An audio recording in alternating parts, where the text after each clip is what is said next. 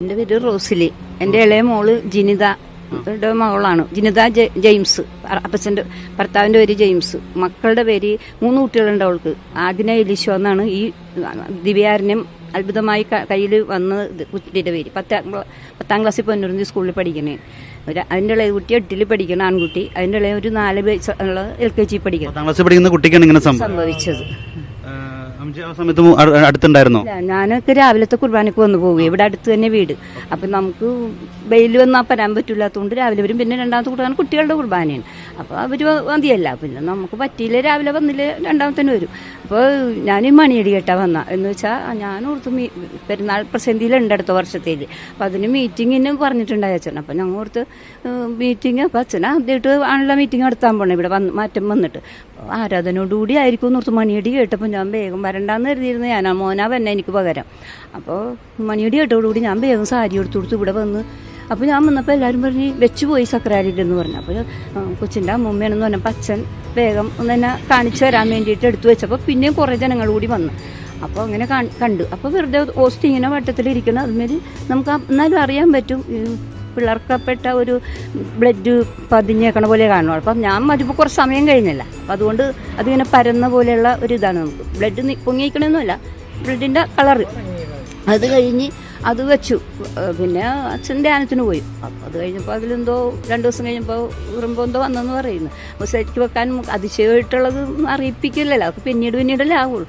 2ാമത്തെ ആഴ്ചയിലും ഇതേപോലെ തന്നെ ആയപ്പോൾ നാക്കിൽ വെച്ച് കൊടുത്തപ്പോൾ ചുരുണ്ട് പോയി. ഇങ്ങനെ നമ്മൾ ഇങ്ങനെ തെറുക്കൂല. അതേപോലെ ഞാൻ വന്ന് കാണുമ്പോൾ അങ്ങനെയാണ് കേട്ടോ.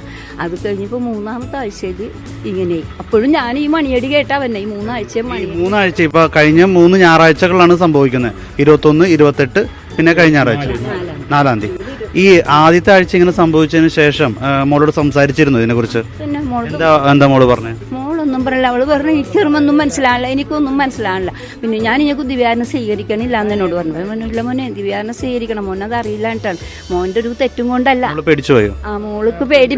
ഞാനിനി സ്വീകരിക്കണില്ല ചിന്ന് എന്നോടും എൻ്റെ മകൻ്റെ കുട്ടികളോടൊക്കെ പറഞ്ഞു. ഞാൻ പിന്നെ അയ്യോ അത് പാടില്ല, സ്വീകരിക്കണം. അതിനെന്താ വന്നതെന്ന് വെച്ചാൽ വന്ന പോലെ പറ്റേ. ദൈവത്തിനൊരു പദ്ധതിയുണ്ട്. അത് നമ്മൾ മോനെ ഉപകരണമായിട്ട് തിരഞ്ഞെടുത്തെന്ന് മാത്രമേ ഉള്ളത്. മറ്റുള്ളവരുടെ പാപം കൊണ്ടാണ് എന്തുകൊണ്ടാണ് ഈശോനെല്ലാം വെളിപ്പെടുത്താനുണ്ട.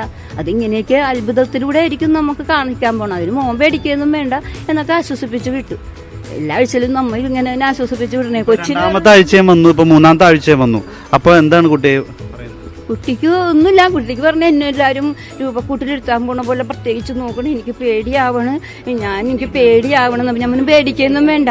അത് കാരണം കൊച്ചിനെ ഞങ്ങൾ ഇവിടെ മേടയുടെ അകത്തായിരുത്തിയ കുറെ സമയം ആൾക്കാർ വന്നിട്ട് വേണ്ടാത്തൊക്കെ ചെയ്തു. പ്രാർത്ഥനയിലൊക്കെ കൊടുത്തിട്ട് പ്രാർത്ഥിച്ചിട്ട് താന്ന് പറയണ്. പിന്നെ തൊട്ടുമൊത്തണം. ഇതൊക്കെ ചെയ്യുമ്പോ കൊച്ചു ഭയന്നു പോണേ.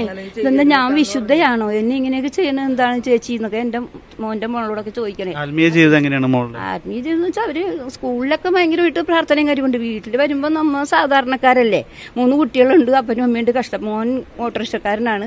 മോൾക്ക് ഒരു ചെറിയ ജോലി സെക്യൂരിറ്റി ആയിട്ട് ഇവിടെ അടുത്ത് കിട്ടിയിട്ടുണ്ട്. അപ്പോൾ ഇവര് പരക്കമ്പാച്ചിലെ ജീവിതത്തിന്റെ ഇതില് വീട് ചെറുതായിട്ട് പുതിയത് വെച്ചതിന്റെ ലോൺ അടക്കാനൊക്കെ ഉള്ളത് പരക്കമ്പാച്ചിലാണ്. നമ്മ ഇല്ലാത്ത പറഞ്ഞാൽ ശരിയാവൂലല്ലോ. പ്രാർത്ഥനയൊക്കെ അല്പം കുറവാന്ന് വേണം പറയാനായിട്ട്.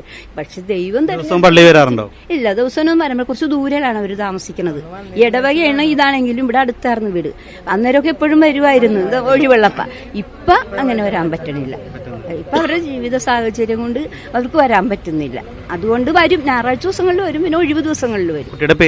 കുട്ടിയുടെ പേര് ആഗ്ന എലീശ്വ. ആഗ്നയുടെ വലിയ അമ്മൂമ്മയാണ്. എന്ത് തോന്നുന്നു അമ്മൂമ്മയ്ക്ക് ഇപ്പോ?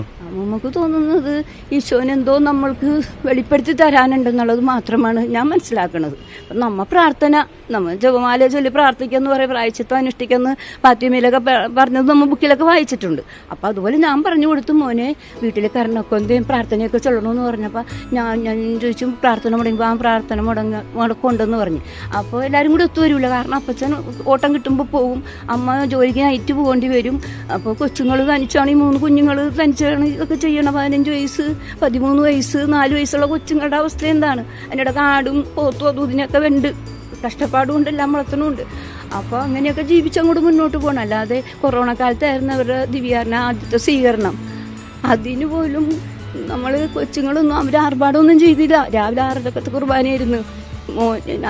സഹോദരങ്ങളുടെ ഉടുപ്പാണ് ഈ 2 കൊച്ചുങ്ങൾക്കും ഇട്ട് അവർ നടത്തിയത് ദിവ്യാരണം. അതിന് പോലും ഇപ്പോൾ ആൾക്കാർ 4000 10,000 കൊടുത്ത് മേടിക്കും. പക്ഷേ ഈ 4000 രൂപയുടെ ഉടുപ്പ് 1 മണിക്കൂറിനല്ലേ ഉള്ളെന്നും പറഞ്ഞുകൊണ്ട് അവർ അത് ഇട്ടിട്ടാണ് ദിവ്യാരണം നടത്തിയത്, സ്വീകരിച്ചതൊക്കെ 6:30 മണിക്കൂർ കുർബാന.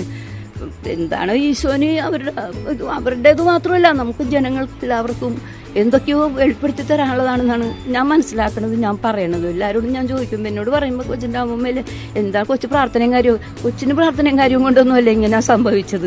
ഞാൻ പറയാം, എൻ്റെ മോളാണ്, ഇളയ മോളാണ്. പക്ഷെ അവരൊന്നും പ്രാർത്ഥനയുടെ ശക്തി കൊണ്ടൊന്നുമല്ല ഇങ്ങനെയൊക്കെ സംഭവിക്കുന്നത്. ദൈവത്തിൻ്റെ ഒരു പദ്ധതിയാണെന്നാണ് ഞാൻ മനസ്സിലാക്കുന്നത്. കാരണം ഞായറാഴ്ച ദിവസമൊക്കെ ചിലപ്പോൾ അവർ പള്ളി വരാത്ത ദിവസങ്ങളുണ്ട്, കിടന്നുറങ്ങിപ്പോകും കൊച്ചുങ്ങൾ രാവിലെ ചിലപ്പോൾ. പിന്നെ ഈ ക്യാറ്റിസ് ഉള്ളത് കൊണ്ട് പേടിച്ചിട്ട് മുടങ്ങാതെ വരും.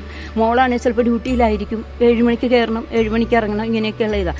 അപ്പോൾ അങ്ങനെയൊക്കെ അവരുടെ ഈ അവിടെ പോയി താമസിക്കാൻ തുടങ്ങിയ പോലെ കുർബാനക്കൊക്കെ ഈ ജോലിക്കും കയറിയ 5-6 മാസമായിട്ടുള്ളൂ ജോലി കയറി. അതുകൊണ്ട് കുറച്ച് ഡിലേ ആർന്ന്. അതുകൊണ്ടൊന്നുമല്ല ഈശോ ഇങ്ങനെ ചെയ്തേക്കണം. കാരണം ഈശോനെന്തോ പദ്ധതി ഉണ്ടെന്നാണ് ഞാൻ മനസ്സിലാക്കണത്. അത് വെളിപ്പെടുത്തണം നമ്മളാ ഈ പ്രദേശത്ത്. പിന്നെ അതിന് ദേവാലയത്തിലൂടെ അത് വെളിപ്പെടുത്തി തരാനായിരിക്കും. ചിലപ്പം മനുഷ്യ മക്കളുടെ അഹങ്കാരം കൊണ്ടോ പാപം കൊണ്ടോ എന്താണെന്ന് നമുക്ക് മനസ്സിലാകണില്ല. എന്താണ് ഏതാണ് ഇങ്ങനെ വെളിപ്പെടുത്താൻ പോകുന്നത് ദൈവത്തിന് മാത്രം.